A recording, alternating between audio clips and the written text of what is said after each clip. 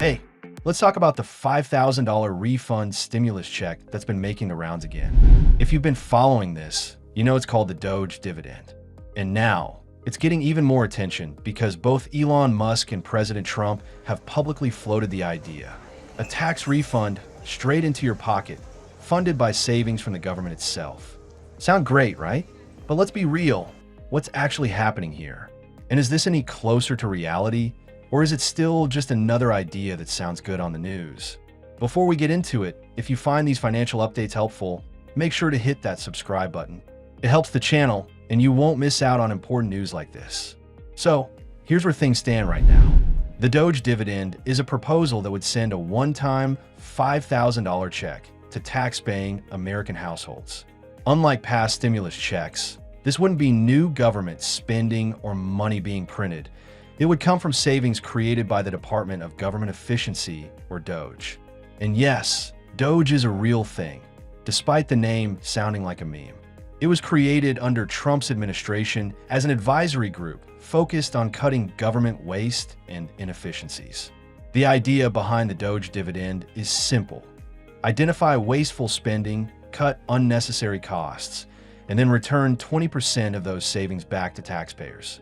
The plan assumes that if DOGE can reach $2 trillion in savings, then around $400 billion would be available to distribute as refund checks. But here's the big question. How close are we to those savings? And what are the chances this actually happens? First, let's talk about who would qualify.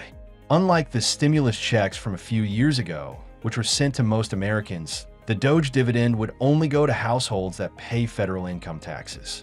That means if you file a federal tax return and pay more in taxes than you receive in government benefits, you'd be eligible.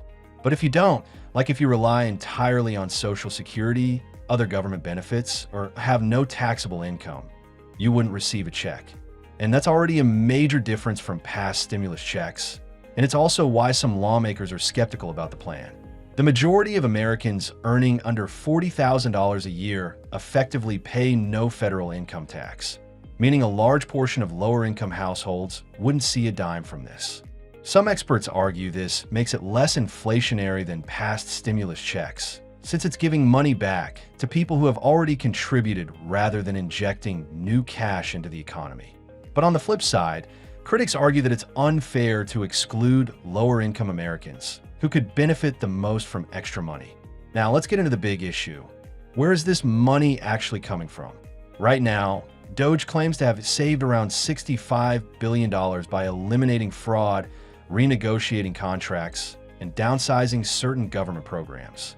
But that's nowhere near the $2 trillion savings goal needed to make these checks a reality. Even Musk himself recently admitted that $2 trillion is the best-case outcome, and that realistically, they might hit half that, around $1 trillion. And here's where things get complicated. Even if DOGE does hit its savings goal, there's no guarantee that the money would go toward refund checks. Congress would have to approve the payouts, and right now, even Republican lawmakers are hesitant. House Speaker Mike Johnson recently said that while the idea sounds great politically, his priority is reducing the national debt, which is sitting at $36 trillion.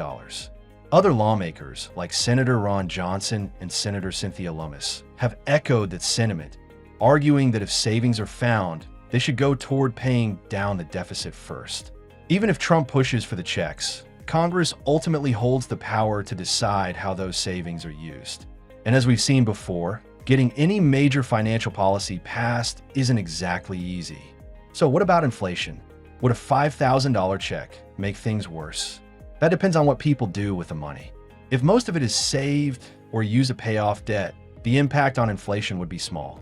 But if a significant portion gets spent quickly, it could drive up demand and push prices higher. That's why some economic experts are skeptical, saying that now is the wrong time for any kind of consumer stimulus, even if it's coming from savings rather than new spending. But the biggest hurdle right now isn't inflation. It's whether DOGE can actually generate enough savings to fund these checks at all. So far, the department has made some progress, but according to multiple reports, a lot of their claimed savings haven't been independently verified. Some experts even say that the numbers may be exaggerated. So then, where does this leave us? Right now, the DOGE dividend is still just a proposal. There's no bill, no official government backing, and no clear timeline for when or if these checks would ever go out. The savings goal is incredibly ambitious, and without solid proof of where those savings are coming from, it's hard to say how realistic this plan really is. That being said, public support for the idea is growing.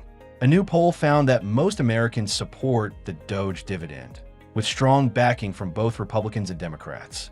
And as we've seen before, if an idea gets enough public momentum, lawmakers will start paying attention. So, should you expect a check anytime soon? Probably not. But if this idea keeps gaining traction, it's possible that some version of it could make its way into future policy discussions. And what do you think? Does this seem like something that could actually happen, or is it just another political idea that sounds good but won't go anywhere? Let me know in the comments. I'd love to hear your thoughts. And if you found this breakdown helpful, don't forget to subscribe so you don't miss out on future updates. Thanks for watching, and I'll see you next time.